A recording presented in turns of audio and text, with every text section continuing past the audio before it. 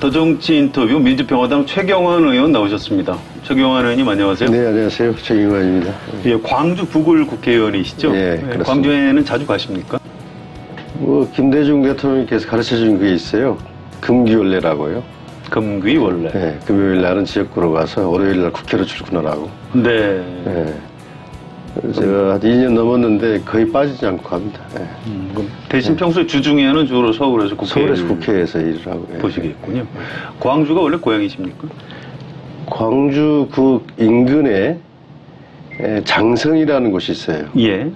거기에서 태어나가지고 10살 때 광주로 와서 초등학교, 중학교, 고등학교를 졸업했으니까 네. 광주가 고향이죠. 그렇군요. 네. 성균관대 나오셨죠? 네. 대학 고등학교 졸업하고 이제 성대로 들어갔죠. 네. 혹시 학생운동 하셨습니까?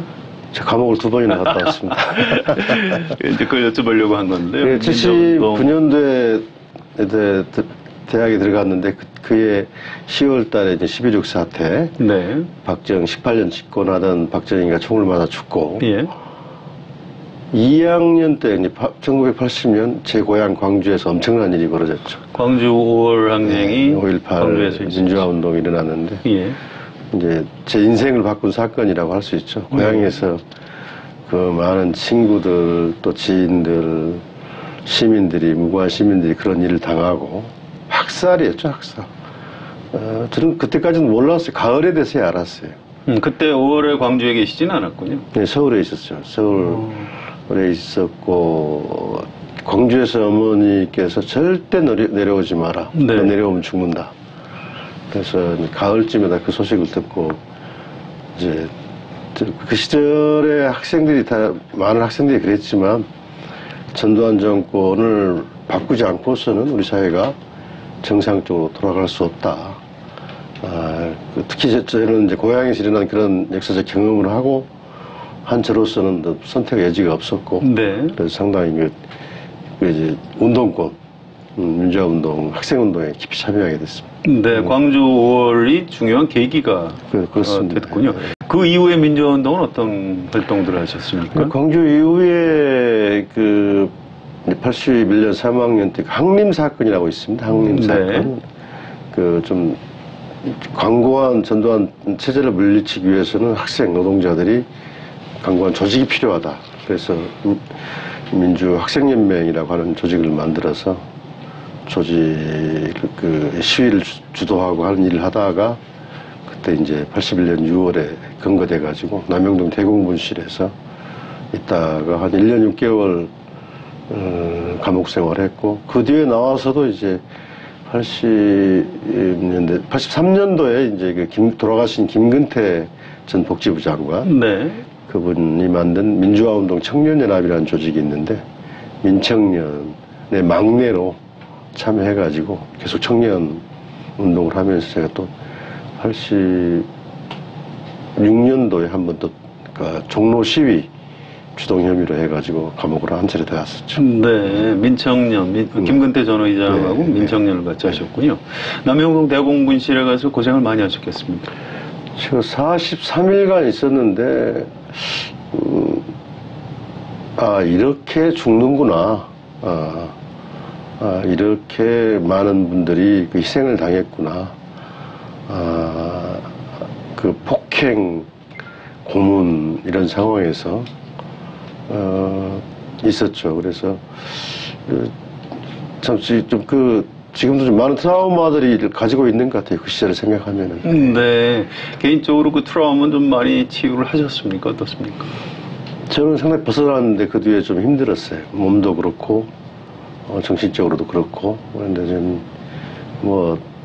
그 트라우마가 특징이 그 시절은 이야기하고 싶지 않다. 아직도 나만 알고 있는 비굴함, 용기가 없었던 모습들, 인간으로서 최애 비인격적 대우를 받으면서 인간의 나락으로 떨어진 느낌, 무력감 이런 걸 느꼈던 시절에 대해서 쉽게 말하기 힘들죠. 네, 고문을 하는 사람들이 바로 그런 점을 노린 거라고 봐야 되겠죠. 나중에 1985년이죠. 김근태 전 의장이 거기서 이제 고문받은 걸 그렇죠. 폭로해서 들어가고 나서 4년 후인가요? 그렇습니다. 거기서 예. 정말 김근태 회장은 혹독한 고문을 받았죠. 그래서 저는 그 전에 있었던 그 경험을 그 정도는 아니었는데 경험을 해본 입장에서 지금 인재근 의원 사모님 그분이랑 같이 해서 그 남영동이라고 하는 책을 제가 출판한 게 있었는데 출판하고 그래서 그때 항소 이유서를 써요. 아주 그 적나라하게 그런 책을 출판해서 그 남영동의 실태를 알리고 하는 일도 같이 했고 얼마 전에 남영동 1985인가요? 그런 영화를 만들었죠. 네, 그런 영화도 그 책에 근거해서 만들고 저도 좀 증언도 하고 좀 그랬습니다. 네. 네, 지금은 이제 경찰에서 그 인권을 상징하는 네. 그런 장소로 만들었다고요. 경찰에 사는데 좀 그것을 민주화운동 기념사업회나 다른 희생된 사람들 그쪽에서 하는 그것을 절대 잊어서는 안 되는 역사거든요. 그렇죠, 물론입니다. 그것을 좀 기억하는 장소로 만들었으면 좋겠다는 생각이 들어요. 그렇군요. 알겠습니다. 돌아가신 김대중 전 대통령하고의 인연은 어떻게 시작이 되셨습니까? 그때는 제가 국회 새정치국민회의 의원 소속 보좌관이었었는데 99년 말에 국회 청와대에서 그 박선수 의원이라고 있어요. 지금 그분 네, 청와대 하시는 분이요. 네. 청와대 부대변인도 있었는데 그분이 와서 김대중 대통령 모시다 그래가지고 청와대에 들어갔는데 특별한 인연이 없어요. 그 뒤에 청와대 3년 넘게 있다가 퇴임 이후에는 전직 대통령의 3명의 비서관들이 쓸수 있죠. 정부에서 이렇게 하거든요. 예. 그게 그 중에 한 사람으로 발탁이 돼서 돌아가실 때까지 모셨는데 그래서 사람들이 저를 마지막 비서관이라고 그러는 거예요. 그렇습니다. 근데 인연은 특별히 없습니다. 김대중 대통령의 마지막 비서관. 네. 자, 청와대 계실 때는 행정관을 하셨다가 공보기획비서관. 네, 그렇습니다. 4급 행정관으로 들어가서 네. 이 공보기획비서관으로 일을 했습니다. 공보 쪽 기자들, 언론들 또 김대중 대통령의 말과 글을 좀 도와드리는 일을 했습니다. 김대중 대통령 퇴임 이후에 이제 비서관을 또 하신 건데요. 뭐 그렇게 특별히 발탁된 이유가 있습니까? 그 당시 비서실장이 박지원 의원이셨는데 네. 박지원 의원께서 최 비서관이 계속 동교동에 가서 업무를 했으면 좋겠다 이렇게 이야기하셔서 제가 하겠습니다 그랬는데 그 뒤에 한 이야기인데 왜 저를 선택했느냐 그러니까 이 비서실장이 대통령께 보고하는 서류들을 가져갈 때 여러 비서관이나 또 뭐 정부에서 나온 여러 보고서들이 있는데 제 것이 제일 마음에 들었다 그래요. 그렇군요.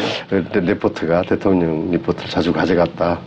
그래서 계속 모셨으면 좋겠다 해가지고 그렇게 됐습니다. 일을 잘 하시니까 김대중 대통령이 그때 하던 일은 이제 청와대에서 하는 일은 당과 청와대와 정부가 어떤 포지션을 가지고 어떤 그 상황에서 어떻게 나가야 될지 이런 부분들을 이제 매일 거의 리포트를 하고 그 가운데에서 대통령께서는 어떤 위치에서 어떤 입장에 서야 되는지 하는 그런 이제 리포트를 많이 썼거든요. 네. 네, 그런 부분에서 그런 게 좀 DJ 마음에 훈련이 됐고 좀 대통령이 모르겠는데 네. 박지원 대표님 비서실장 마음에는 들었던 모양입니다. 아무튼 정무 감각이 이제 상당히 있는 그런 참모를 하셨다는 얘기인데요.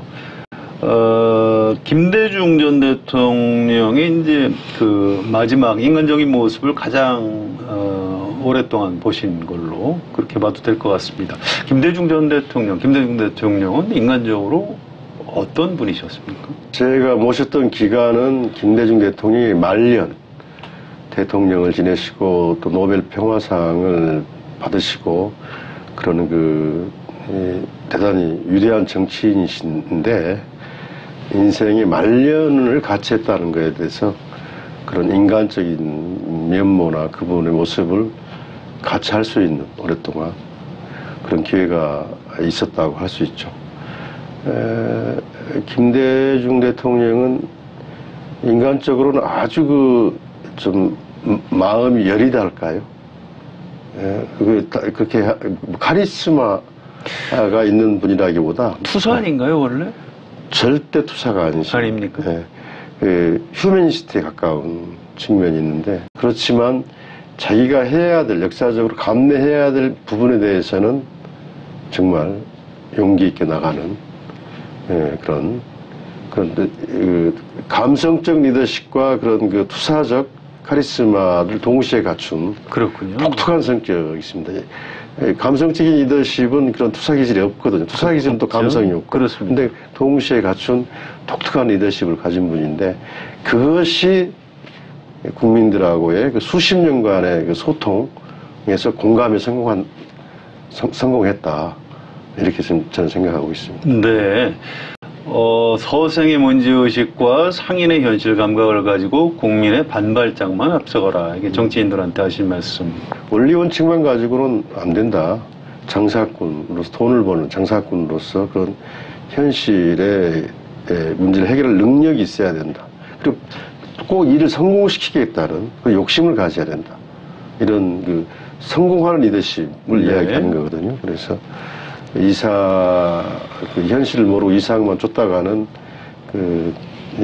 일을 만들어낼 수가 없고 성공을 시킬 수 없고, 현실에 집착하면은, 이상을 버리고 현실에 집착하면 사람이 천박하게 되고 사람이 따르지 않게 되고 하는 그걸 잘 조화시켜야 된다는. 아무튼 이제 마지막 비서관을 하시고요. 그런데 지금 국회의원이시지 않습니까? 예. 내가 국회의원을 해야 되겠다 이렇게 결심하게 된 계기가 있으신가요? 2009년 김대중 대통령이 돌아가시고 나서 그때부터 현실 정치에 참여해야겠다는 생각을 했습니다. 좀 다른 분들에 비해서 아주 늦죠. 네.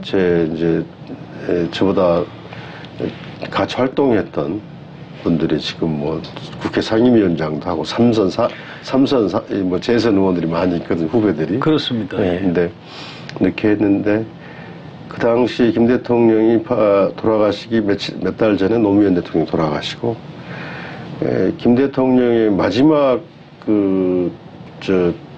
일기에 그런 대목이 나와요. 노무현 대통령이 죽은 것은 이명박 정권에 의해서 강요된 것이다. 이런 규제를 보고 저는 장례를 치르면서 그 일기장을 발견해서 보고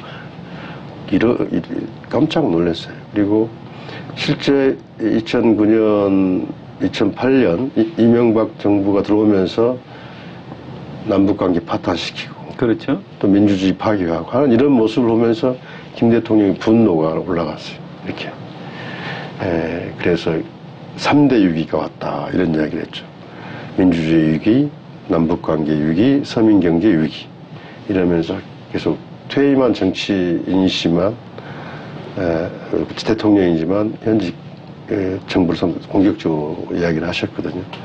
그 순간에 노무현 대통령의 비극이 일어나면서 김 대통령도 돌아가시게 됐는데, 그 모습을 보면서 김 대통령을 보좌하고 그 정신과 이념을 따르는 비서로서 현실 정치에 들어가서 그것을 김 대통령 일종의 한이랄까요, 마지막. 예. 이것들을 바로 잡아 나가야겠다 하는 생각에서 제가 바로 2010년 돌아가시고 장례 치르고 나서 이제 고향으로 가겠다. 서울이 아니라 네. 광주에서 하겠다 해서 내려갔는데 만만치가 않더라고요. 그래서 2012년에는 한번 민주당 경선에 참여해서 현역 민주당 경선에 참여해서 상대에게 졌습니다. 네, 실패하셨죠. 네. 그런 경험도 있습니다. 이것도 이제 4년 뒤에 이제 국민의당 공천으로 이제 국회의원이 되셨고요. 자, 국민들이 최경환 의원님을 어떤 정치인으로 기억을 했으면 좋겠습니까? 어떤 정치인으로 각인을 시키고 싶으신가요? 그렇습니다. 저는 이제 정의를 회복한다는 거, 제 정치 신조로 생각하는데, 역사의 정의, 저는 첫째 역사의 정의. 올바른 역사들이 계승되고, 거짓의 역사들, 탐욕과 권력의 역사들이 아닌 국민의 역사들이 계승되고 발전시켜 나가야 되는데, 간혹 왜곡되는 경향들이 있어요. 오늘도 여기 오기 전에 5.18 문제로 토론을 하다 왔는데, 광주 5.18도 왜곡되고 하는 이런 부분들이, 또 건국적 논란 과정에서 우리 순국 선열들, 독립운동가들의 희생들이 왜곡되고, 예. 이건 역사가 올바로 가는 게 아니라고 생각합니다. 역사, 또 우리가 했던, 저도 참여했던 민주화운동 역사가 왜곡돼서 안 되고, 폐마돼서도 안 되고, 그런 역사정의 문제. 더 중요한 것은 사회정의, 경제정의라고 저는 생각합니다. 사회정의.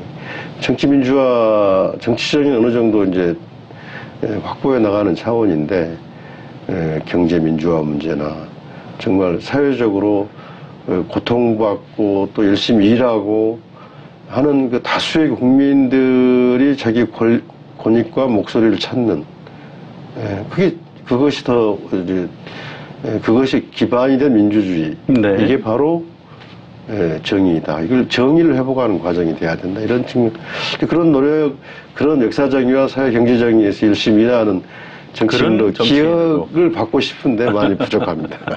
뭐 쉽지가 되실 않아요. 겁니다. 예. 쉽지가 않아요. 알겠습니다. 지금 정동영 의원이 대표를 맡고 계시고요. 네. 최고위원회를 같이 구성하고 계시는데 정동영 대표하고 잘 맞으십니까? 뭐 오래 전부터 알고 있었던 분이고요. 특히 정동영 대표께서는 한반도 평화 문제에 대해서 통일부 장관으로서 2005년인가요? 9.19 공동성명과 같은 큰 업적도 남겨놓고 개성공단을 만든 그런 실적 경륜과 업적이 있는 분이죠. 그리고 특히 이제 민생 노선, 현장 노선에 충실한 분이고 그런 분에서 역할이 있으시다고 생각하고 지금 저도 이제 그런 부분에서는 저도 이제 충실히 따르고 같이 최고위원회를 구성한 최고위원으로서 협력을 할 생각인데 우리 당에는 다양한 스펙트럼들이 숫자는 적지만 네. 좀 중도 개혁 노선이 있고 좀 진보적인 노선을 추구하려고 하는 분들에 있어서 그것을 이제 모든 조직이 그러잖아요. 아까 김대중 대통령이 국민 손 놓지 마라, 반발짝만 앞서가라 하는 그런 얘기인데 내부 통합과 소통에서 실패하면 아무것도 안 된다고 생각합니다. 네. 그런 점에서 우리 지도부가 당원들하고 또 당을 구성하는 여러 분들과의 소통 노력을 좀 강화해야겠다 이렇게 생각을 하고 있습니다. 알겠습니다. 자, 6.13 지방선거에서 민주평화당이 실패하신 건데요. 네. 왜 실패했다고 보십니까? 이제 문재인 대통령 쓰나미에 휩쓸려서 이렇게 됐다 하는데 그런 측면도 있습니다. 정치적으로는. 그렇지만 호남에서도 민주평화당은 그런 존재감을 이뤘었고 정책적 비전도 분명하지 않았고 또 앞으로 저 당이 어떤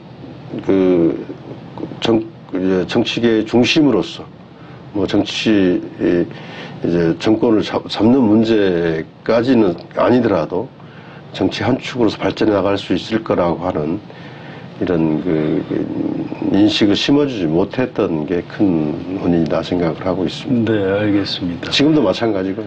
예, 더불어민주당하고 차라리 합쳐라 이런 여론도 있는 것 알고 있고요. 또 민주평화당을 어떤 다당제의 일원으로서 바로 세워야 될 책무가 또 지도부의 일원이시기 때문에 가지고 있을 것 같은데. 그렇습니다. 지금 그러니까 2016년 국민의당 출범 이후에 한국 정치에서 다당제, 합의제 민주주의가 발전돼야 된다는 국민들 여론이 실제 많이 있습니다. 양당제보다 조사를 해보면 합의제, 다당제 정치가 좋다고 하는 게 더 높은데 그런 게서 일정하게 성취해낸 측면도 있지만 그리고 그걸 발전시켜 나가야 되는 측면도 있는데 특히 그것을 민주평화당이 과제로 안고 있는 거죠. 그래서 그렇게 하고 있는데 현실에서 대중들 사이에서는 그렇게 약화돼 버렸는데 합쳐서 같이 하는 게 낫지 않겠느냐. 근데 그것은 이제 일면만 보고 그러는 거고 민주당 입장에서 합할 생각이 없다고 봅니다, 저는. 네, 그런 것 같습니다. 이미 호남에서도 민주당에 다수 자기 세력들이 있는 거고. 네. 민주평화당 저렇게 지지도 못 받는데 하고 괜히 합칠 필요가 뭐가 있겠어. 다만 국회 운영에서 지금 여권이 민주당이 여당이지만 절대 소수 여당이지 않습니까? 네. 과반수에도 훨씬 못 미치는 저희 당이 보태도 안 되는 거예요. 정의당까지 보태면 약간 이제 과반수를 얻는데 그런 국회에서 이제 그런 협치 문제에 있어서는 이제 관심이 있는 것 같은데 그것도 잘 못 풀어가고 있고 그런 점에서 좀 과제가 많은 것 같습니다. 예. 자, 당장 정의당하고 같이 교섭단체를 하다가 노회찬 전 의원 돌아가시는 바람에 지금 교섭단체가 무너진 상황인데 여러 가지 어려움이 많으시겠습니까? 보통 어려운 게 아닙니다. 교섭력이 확 떨어져 버렸고 20명에서 각 상임위의 간사, 저도 이제 문화체육관광위원회 간사로 내정이 됐는데 노회찬 의원이 그렇게 되신 바람에 이제 간사에서 탈락해서 간사 협의도 못 되고 또 여러 가지 교섭력이 전체적으로 떨어져 가지고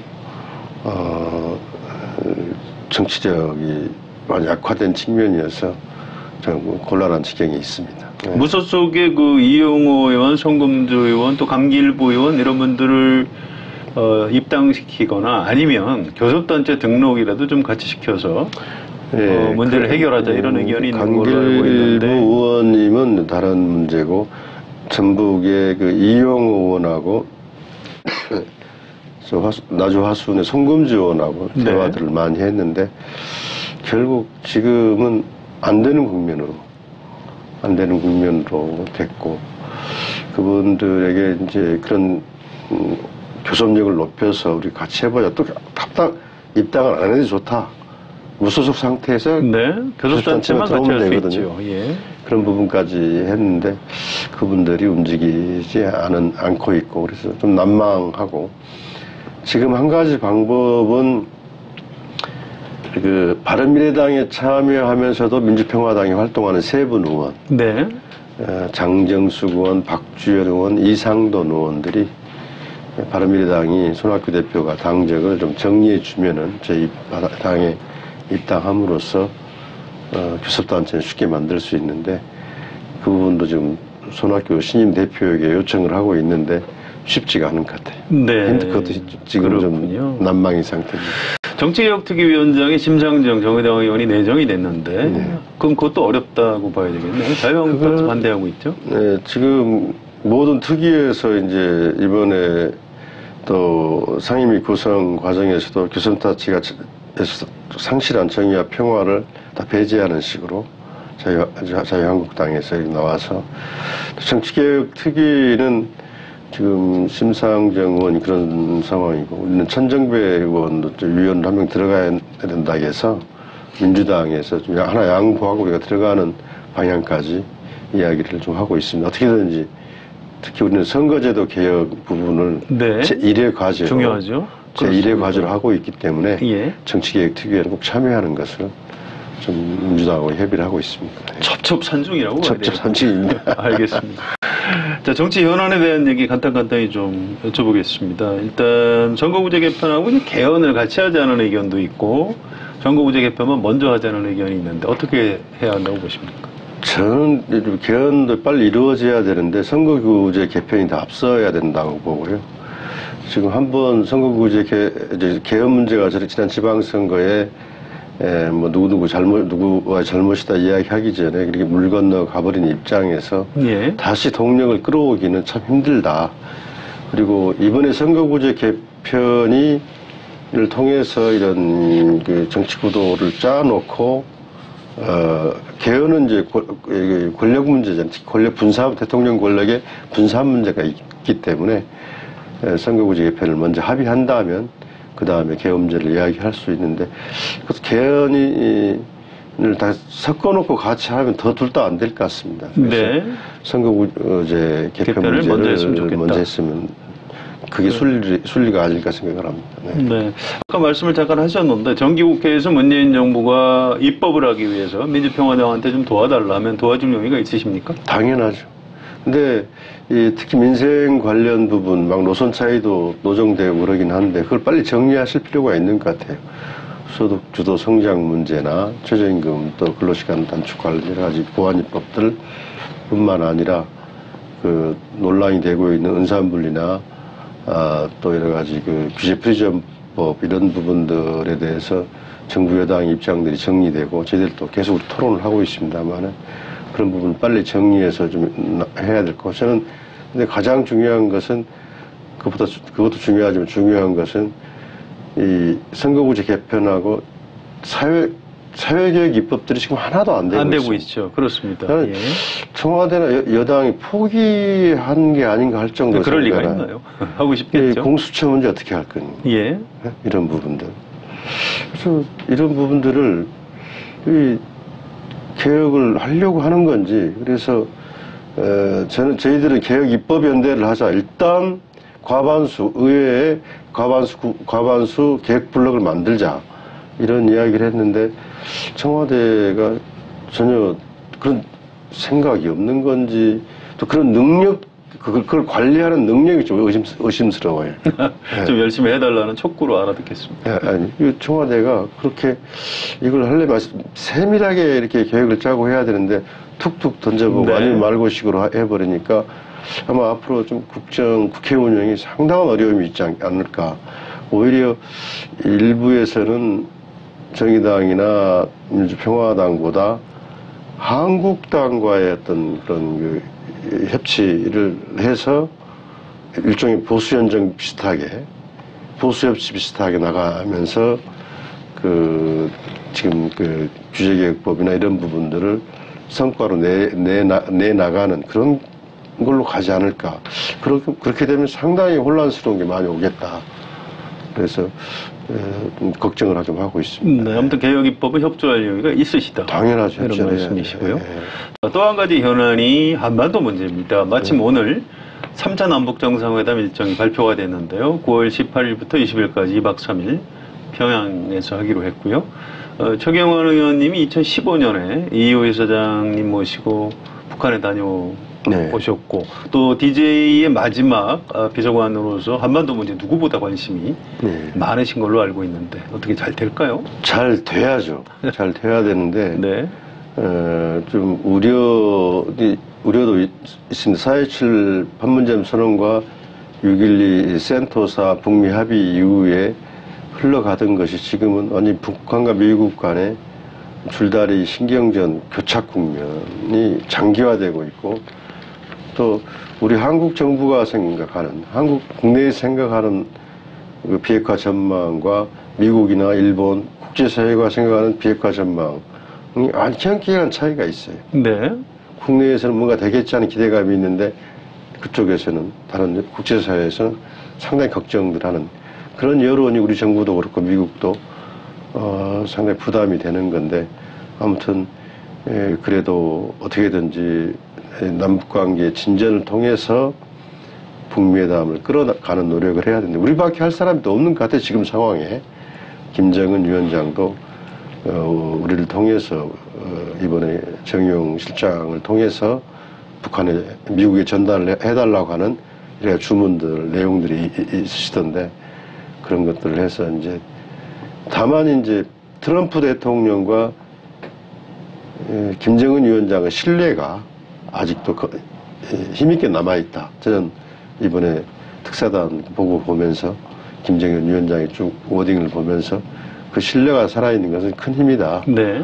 그래서 좋은, 시간은 걸리겠지만 좋은 결과 나올 것이다, 이렇게 생각을 하고 있습니다. 9월 18일 방북하는 문재인 대통령한테 뭐 간단한 조언 하나 하신다면 뭐라고 말씀하시겠습니까? 미국 트럼프 대통령과 충분한 좀 협의 이후에 출발을 하셨으면 좋겠어요. 네. 미국과. 그러니까 일반적으로 남북관계가 북미관계를 추동한다, 이런 이야기를 쉽게들 하는데 결론은 북미관계가 남북관계를 규정하는 경향이 더 강하거든요. 그래서 미국과의 그 충분한 협의 속에서 진행되는, 그래서 물론 그렇다고 해서 미국의 그 뜻에 맞춰서 미국의 템포에 맞추면 아무것도 할 수 없는 거고, 네. 그런 점에서 지혜롭게 좀 잘 하셨으면 좋겠다 생각을 합니다. 네, 아주 소중한 말씀 주신 것 같습니다. 자, 오늘 인터뷰 이 정도로 좀 마무리하고요. 저희 시청자들께 30초 정도 이렇게 마무리하는 인사 말씀을 좀 부탁드리겠습니다. 민주평화당이 참으로 어렵습니다. 교섭단체도 무너지고 또 비전과 전망을 세우는데도 여러 가지 어려움을 갖고 있습니다. 그렇지만 중도 개혁, 실용적 진보 입장에서 문재인 대통령 정부의 개혁에 협조하고 특히 이 남북 한반도 평화 문제에 대해서는 누구보다도 앞장서서 일을 해나가고 그렇게 하면서 앞으로 새로운 선택들 또 새로운 지지들을 국민 지지를 확보해 나가는데 성심성의껏 노력하겠다는 말씀을 드립니다. 고맙습니다. 더정치 인터뷰 오늘은 민주평화당 최경환 의원과 함께했습니다. 여러분 고맙습니다.